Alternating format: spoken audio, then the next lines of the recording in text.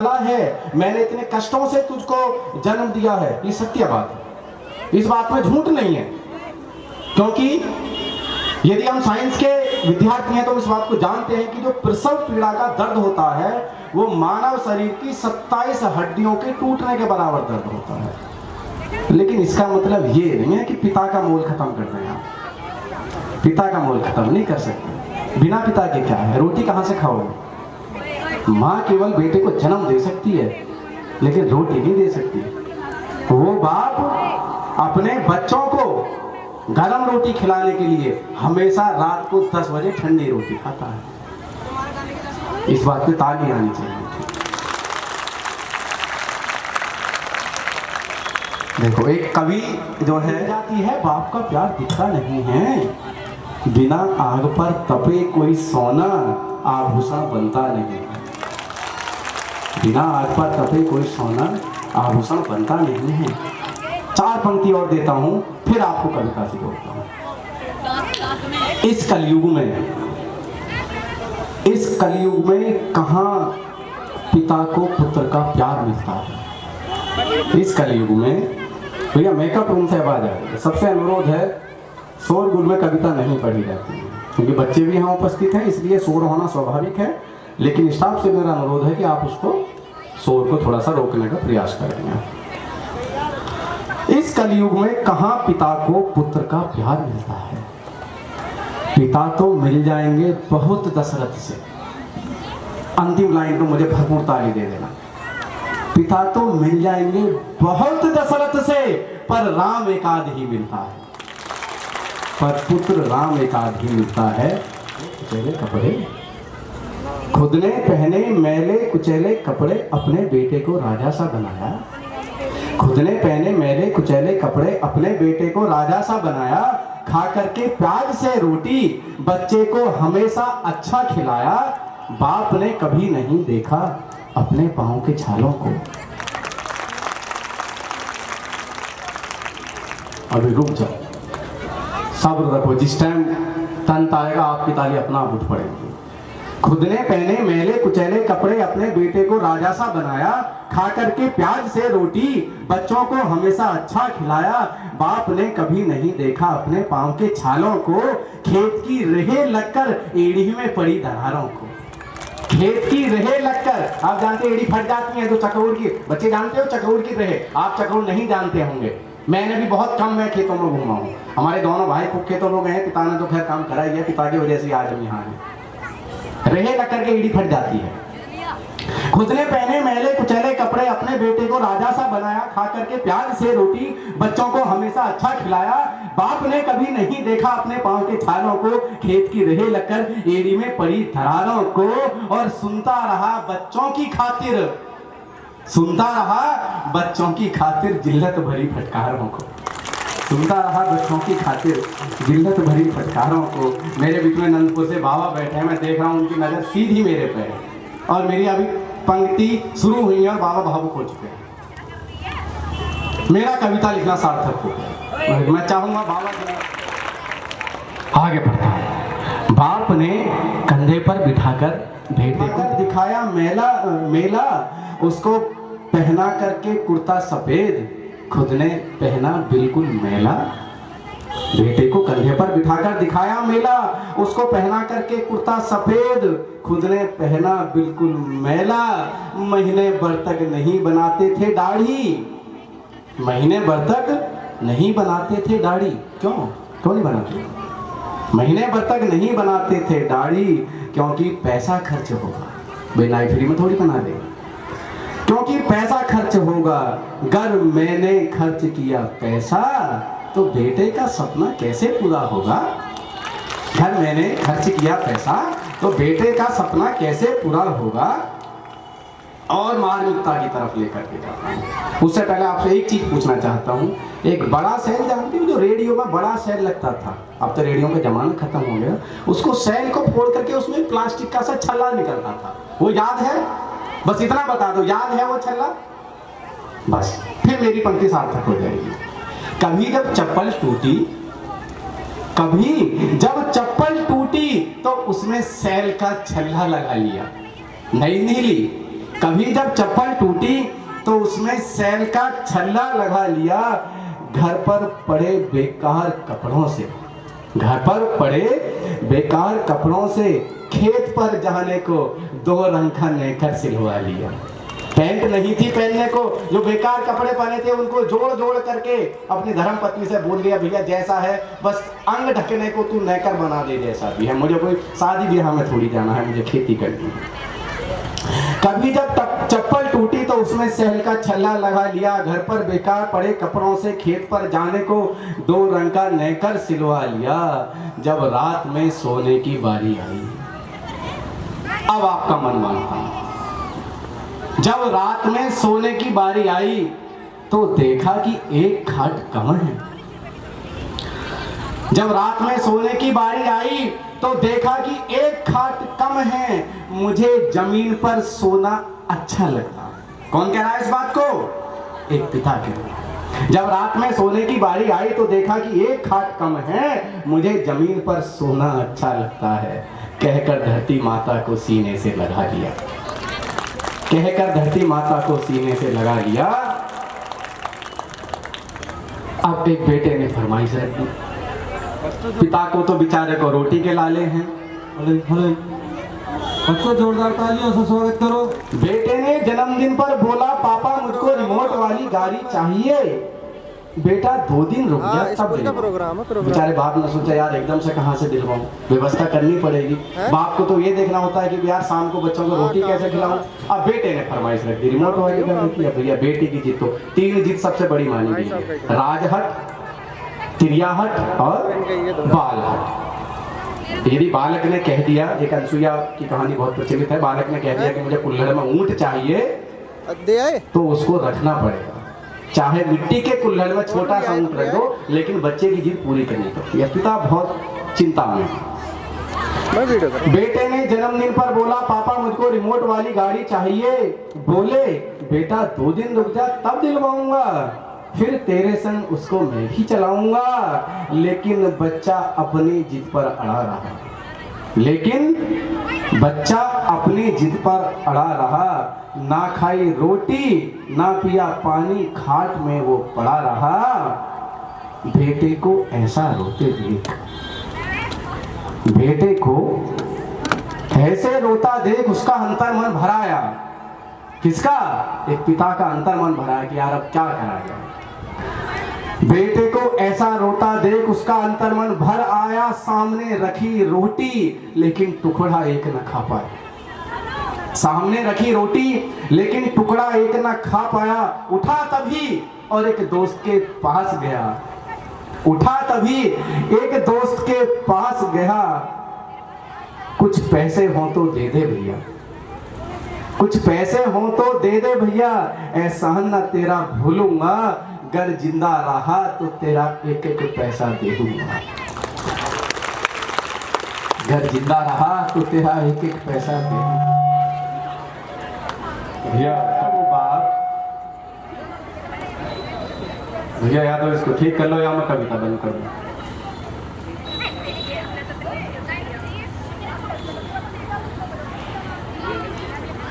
हाँ। बोला, पापा मुझको रिमोट वाली गाड़ी चाहिए। बोले, बेटा 2 दिन रुक जा तब दिलवाऊंगा, फिर तेरे संग उसको मैं भी चलाऊंगा। लेकिन बच्चा अपनी जिद पर अड़ा रहा। ना खाई रोटी ना पिया पानी, खाट में वो पड़ा रहा। बेटे को ऐसा रोता देख उसका अंतर मन भरा है, बेटे को ऐसा रोता देख उसका अंतर मन भर आया। सामने रखी रोटी पर टुकड़ा एक न खा पाया। उठा तभी एक दोस्त के पास गया, कुछ पैसे हो तो दे दे भैया, एहसान ना तेरा भूलूंगा, अगर जिंदा रहा तो तेरा एक एक पैसा दे दूंगा। अंतिम पंक्ति पे मुझे भरपूर ताली दे देना यदि आपके मन की बात मैंने कह दी हो, आपके मैंने अंतर मन को टटोल लिया हो तो मुझे भरपूर ताली दे देना इस पंक्ति पर। कुछ पैसे हो तो दे दे भैया, एहसान न तेरा भूलूंगा, अगर जिंदा रहा तो तेरा एक एक पैसा दे दूंगा। घंटों गिड़गिड़ाया वो बाप, घंटों गिड़गिड़ाया वो बाप, पर पैसा एक न मिल पाया। घंटों गिड़गिड़ाया वो बाप, पर पैसा एक न मिल पाया। बेटे की जिद पूरा करने को, अब देखो एक पिता क्या कर सकता है, बेटे की जिद पूरा करने को वो शादी की मीठी निशानी घड़ी वो अपनी बेच आई। शादी में उसको घड़ी मिली थी, जब HMT की घड़ी पहनते थे तो एक बार मेरे मन में आया, क्योंकि हम जब थोड़े से बड़े हुए तो मैंने उनको जन्मदिन पर उनके एक घड़ी गिफ्ट की, वो आज तक भी मुझे लगता है अभी भी उनके हाथ में होगी। तो एक पिता ही होता है। आगे बढ़ता हूं। अरे भूल गया तू कैसे, अरे भूल गया तू कैसे उंगली पकड़ के चलना सिखाया था, अरे भूल गया तू कैसे तुझे उंगली पकड़कर चलना सिखाया था, कितनी बार तूने अपने बाप को अपनी सूसू से सनाया था। की किडनी खराब हो जाती है और उसका टॉयलेट खाट में निकल जाता है, तो बेटा कहता है कि पापा आप इस वाले कमरे में सो जाओ, मुझको आपके टॉयलेट की बदबू आ रही है। अरे वही बाप है जिसके टॉयलेट की धार उस बाप के मुंह पर भी गई होगी, उस बाप के सीने पर भी गई होगी, आज खाट में हुए सूसू से तेरे को बदबू आने लगी। तो ये कलयुग के बेटे हैं।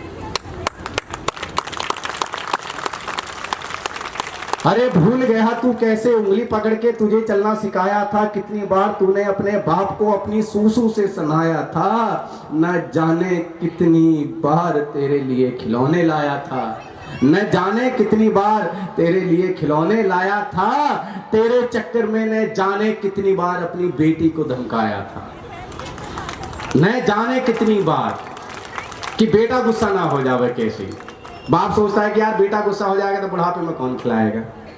पिता समर्पित 100% समर्पित हो जाता है पुत्र के लिए, लेकिन आज कलयुग का पुत्र समर्पित नहीं हो पाता।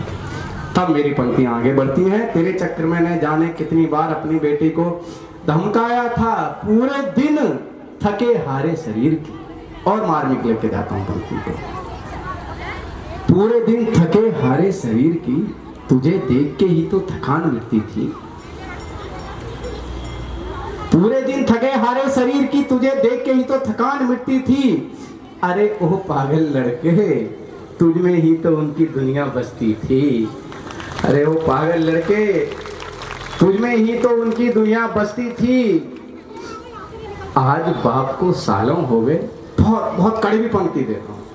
हो सकता है एक पंक्ति जो इंटर के बच्चे बैठे हैं या जो मेरे सरकारी पदों वाले बच्चे बैठे हैं उनको बुरी लग सकती है, लेकिन ये आप जैसे बेटों के लिए नहीं, आप तो देश का सम्मान है।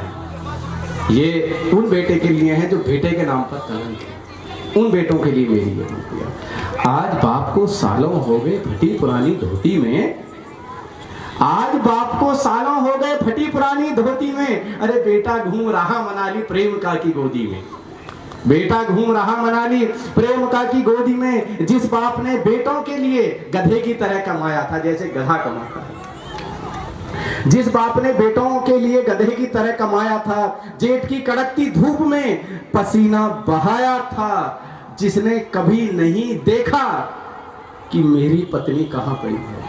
बेटों के चक्कर में कभी पत्नी को ही नहीं देखा, उसको याद ही नहीं आया मेरी पत्नी भी है। जिस बाप ने बेटों के लिए गधे की तरह कमाया था, जेठ की कड़कती धूप में पसीना बहाया था, जिसने कभी नहीं देखा मेरी पत्नी कहां पड़ी है। ज्यादातर बाप को बुढ़ापे में बेटों की लताड़ पड़ी है, ज्यादातर बुढ़ापे में। हमारे पिताजी विसाड़ा इंटर कॉलेज में बाबू के पद पर कार्यरत थे। मैं बहुत छोटा सा था जब इसे पिताजी जॉब पर हैं। यहाँ से विसाड़ा लगभग मेरे ख्याल से 15-16 किलोमीटर पड़ता है।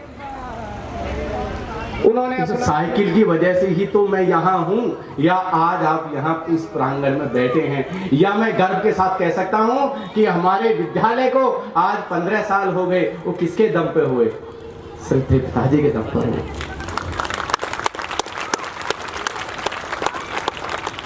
एक बार शायद मैंने पिताजी को बिना बताई हो, मैं 11th क्लास में TPS में पढ़ता था। पिताजी का भी वही रास्ता था, मेरा भी वही रास्ता था। DPS में पढ़ाना मजाक बात नहीं है। DPS की फीस बहुत ज़्यादा नहीं है। सन 2009 की बात है। सन 2009 में मेरा जो एडमिशन हुआ था वो 19,500 रुपये एडमिशन फीस गई थी 2009। बस जा रही थी, स्कूल बस लगी हुई थी, धौलाने से वो हमको रिसीव करती थी और स्कूल छोड़ती थी। मैं बस में बैठा हुआ मजे में, एसी बस, भैया डीपीएस में है वो, 1000 को उस टाइम पे 1000 रुपये 1 महीने के लेता था बस वाला, लेकिन बिल्कुल बस ऐसी का सोफे भी फेल उसकी सी। मैं बस में अगले केबिन में बैठा हुआ था और मैंने देखा कि मेरा पिता साइकिल पर सड़क पर जा रहा है। 3 दिन तक मेरे गले से रोटी नहीं थी कि मेरा बाप 32 किलोमीटर साइकिल चला करके मुझे डीपीएस जैसे स्कूल में भेज रहा है। हमारे पिता ने बहुत किया, मैं नहीं मानता। बहुत अच्छे पिता होते हैं क्या? सभी पिता तो अच्छे होते हैं, लेकिन यदि मैं व्यक्तिगत बात करूं, और वो प्रेम भी मेरे से करते हैं। मेरी माता जी बैठी हैं, वो अन्यथा ना ले इस बात को, लेकिन यदि कोई मेरे से पूछे कि आप मम्मी और पापा में किसको प्रेम करते हैं,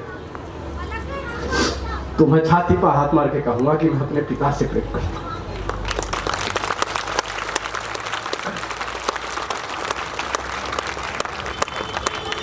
क्यों करता हूं प्रेम? यदि कभी मेरे को सर्दी जुकाम हो जाती है, मैं थक जाता हूं,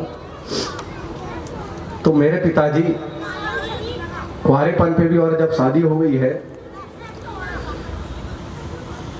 तो एक बार पत्नी के याद रहे या ना रहे तबीयत पूछने की, लेकिन मेरे पिता सुबह मेरा चेहरा देखते पूछते हैं कि बेटा तबीयत कैसी है। लेकिन मैं आपसे एक बात कहना चाहता हूं, आप लोग सोच रहे होंगे कि यह बहुत बड़ी बड़ी बात कर रहा है मंच पर खड़े होकर, असलियत में कैसा होगा इसके घर वाले ही जाने। लेकिन मैं एक बात कहना चाहता हूं, यदि मैं किसी के भी बहकावे में आकर अपने पिता को भविष्य में कभी कोई अपमान भरा शब्द कह दूं, तो उसी समय मेरी जबान पर फालिश पड़ जाए। मैं अपने पिता को कभी अपमानित नहीं कर सकता। यदि भविष्य में कभी मेरे मुंह से कुछ निकल जाए तो भगवान करे उसी समय मेरी जीवा खत्म हो जाए। तब मैं पंक्ति को आगे लेकर के पहुंचता हूं।